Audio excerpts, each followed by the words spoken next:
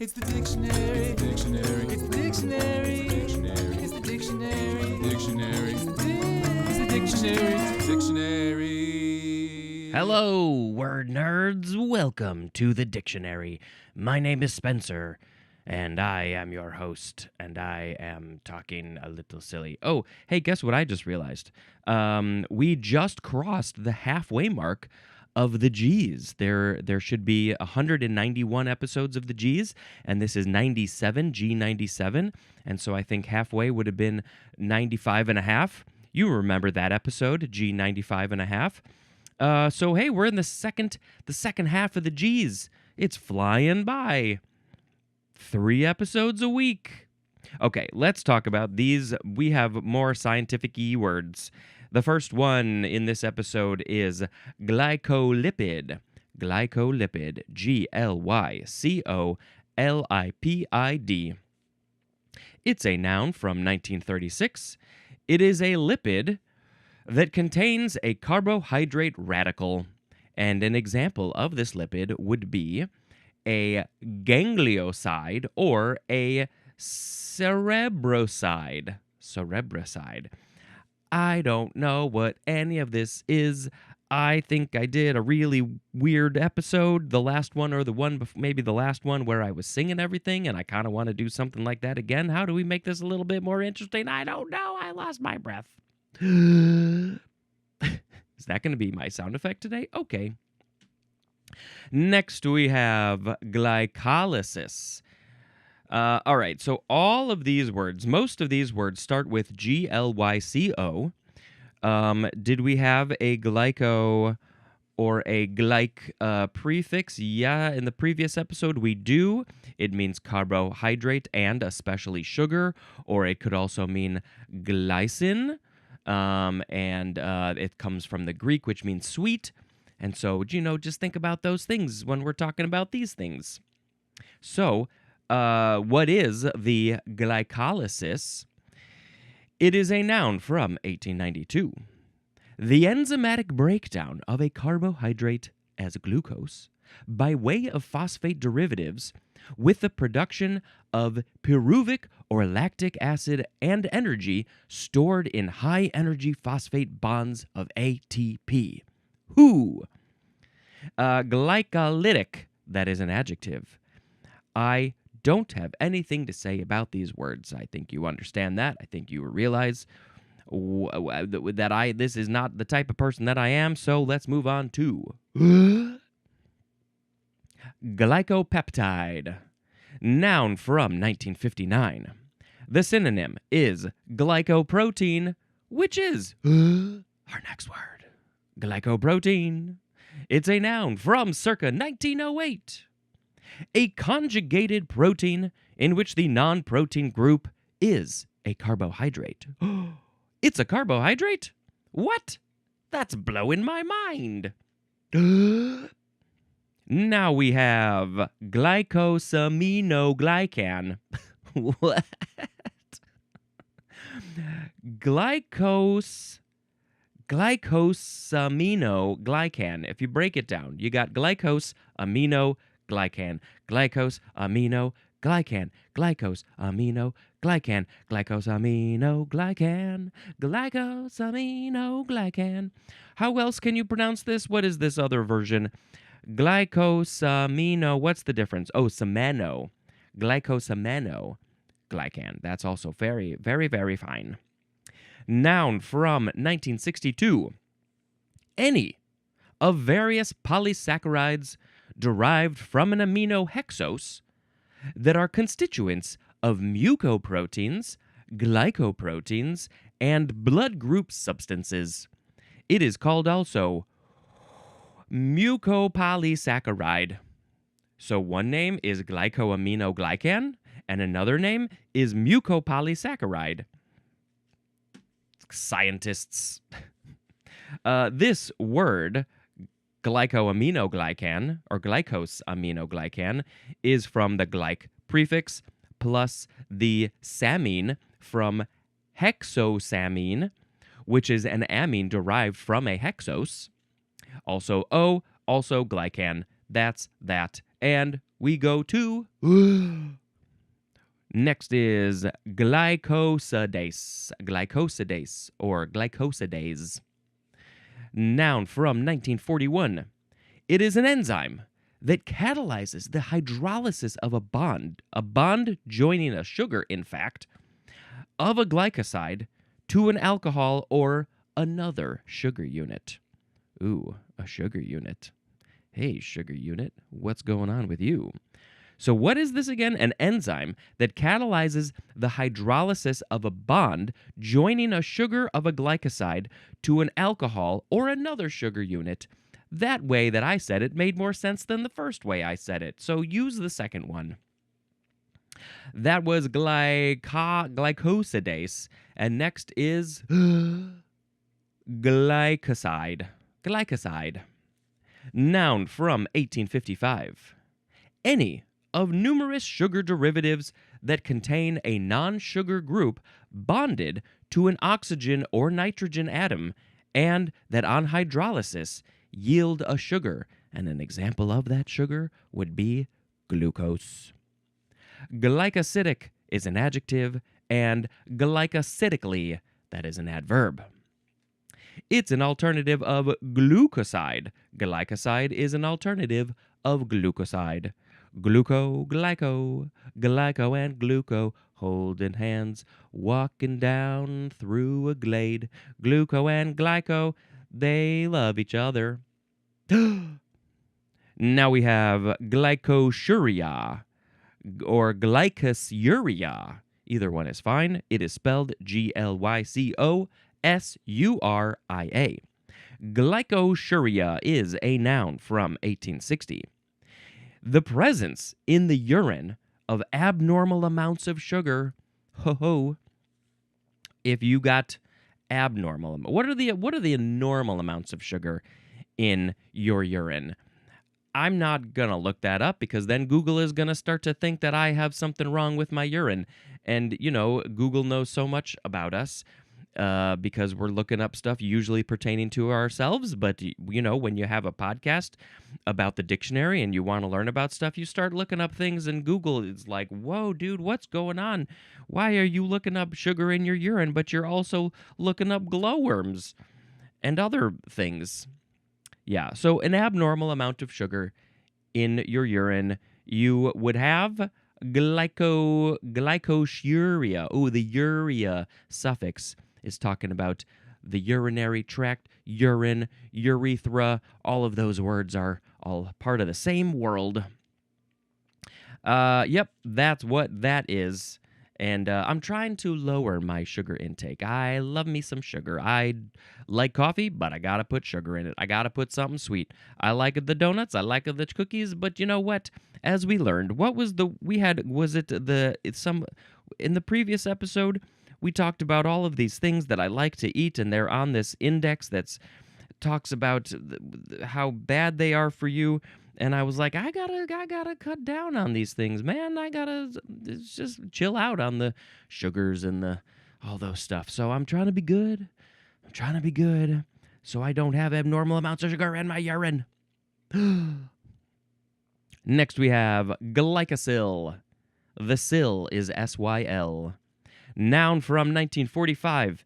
It is a monovalent radical derived from a cyclic form of glucose by removal of the hemiacetyl hydroxyl group. Did I say that word right? Hemiacetyl? Sure. It went over to the next line. I'm just saying I'm correct. I'm just always correct on all of my pronunciations all the time. Next is glycosylation. Glycosylation. We're doing glycosylation. Ooh, we're doing glycosylation. It's a noun from 1945. It is the process of adding glycosyl radicals to a protein to form a glycoprotein. Boy, you can go back and learn about two of those words in this episode. Glycoprotein and glycosyl. Glycosylate, that is a transitive verb. The action of doing this. Glycosylation. Glycosylation. Next is glycyl. Glycyl. This is, I think, the last of our glyco words that are related to carbs and what was the other glycin.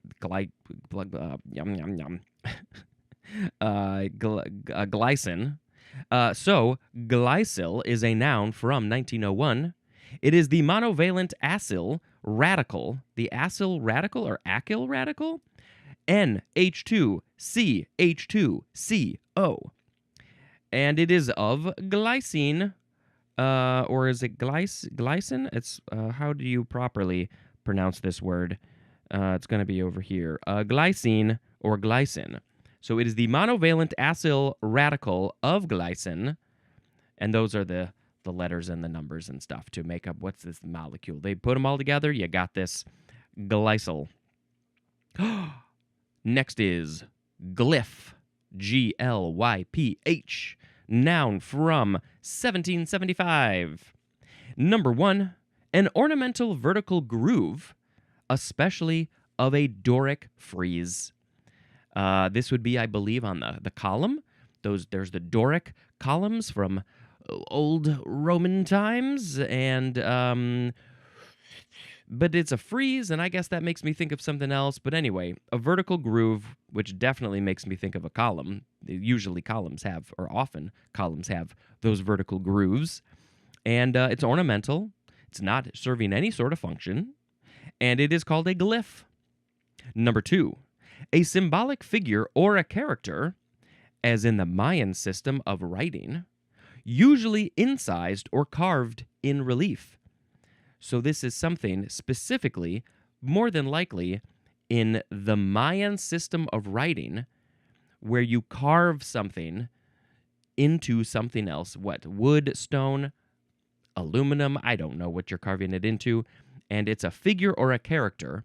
Looks like some sort of maybe animal or humanoid, something or other. And it's called a glyph. Number 3, a symbol as a curved arrow on a road sign that conveys information non-verbally. So again, it's the same idea of this is a symbol that means something. It's not telling you information verbally. Signs don't usually talk. There are some signs that talk in writing, like light up to make text, but they're not speaking to you verbally. But this, we're talking about a sign like a curved arrow in Pee-wee's Big Adventure that goes all the ways around, and that is called a glyph. Glyphic is an adjective, and this word is from the Greek word glyph or glyphi, which means carved work.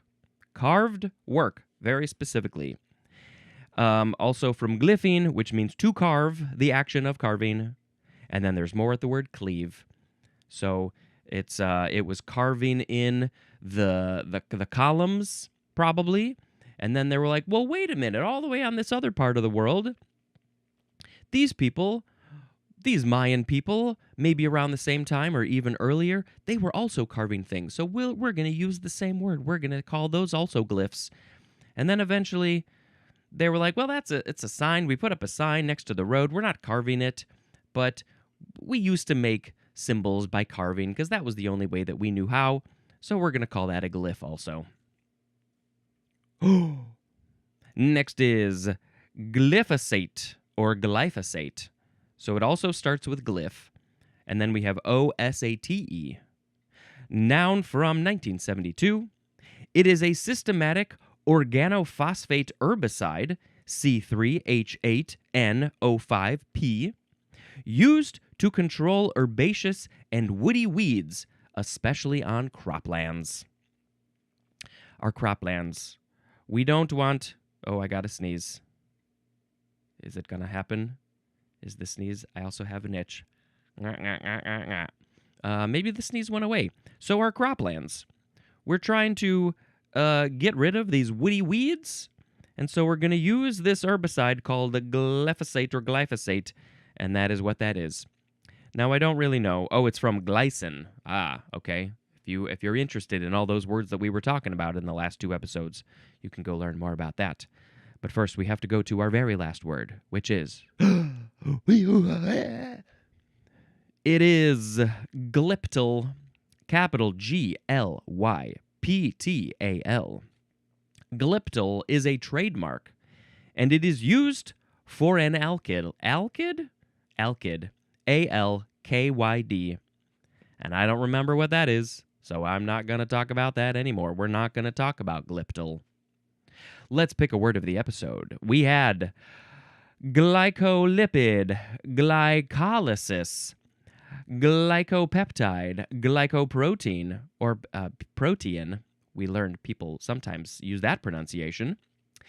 Glycosaminoglycan, glycosidase, glycoside, glycosuria, glycosyl, glycosylation, glycyl, glyph, glyphosate, and glyptal.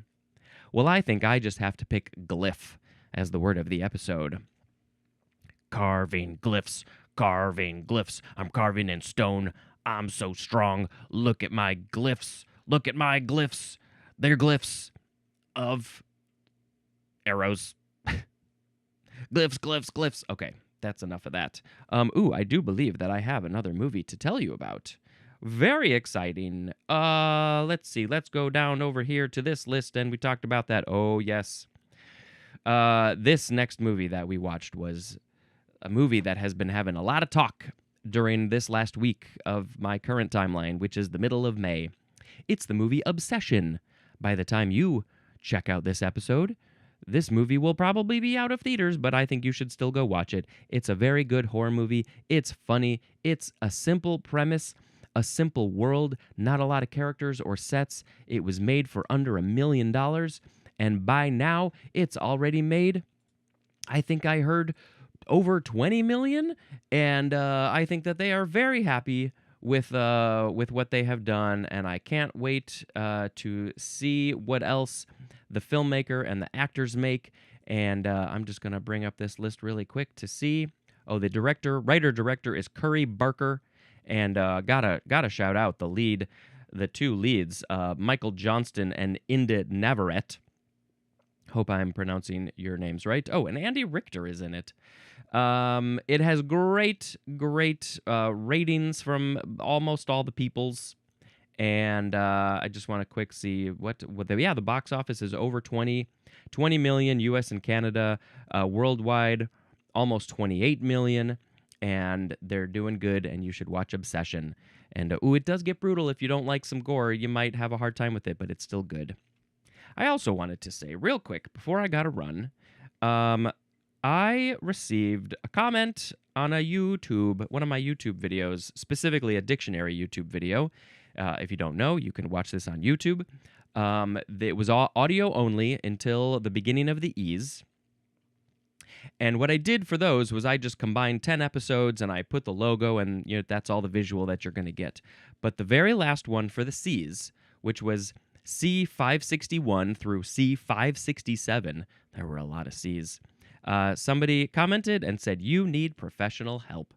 And I just thought that deserved to be known by everybody, that somebody said that. And yes, it's probably true that I do need professional help. And you know what? Maybe you do too. That doesn't mean that there's anything wrong with us. It just means that maybe we can be even better if we seek professional help. And to the person who commented, thank you for commenting. I appreciate that you checked it out in any form. I hope you watched the whole video, but you probably didn't because it was probably pretty long. And hey, come back and check it out again and see if you still think I need professional help.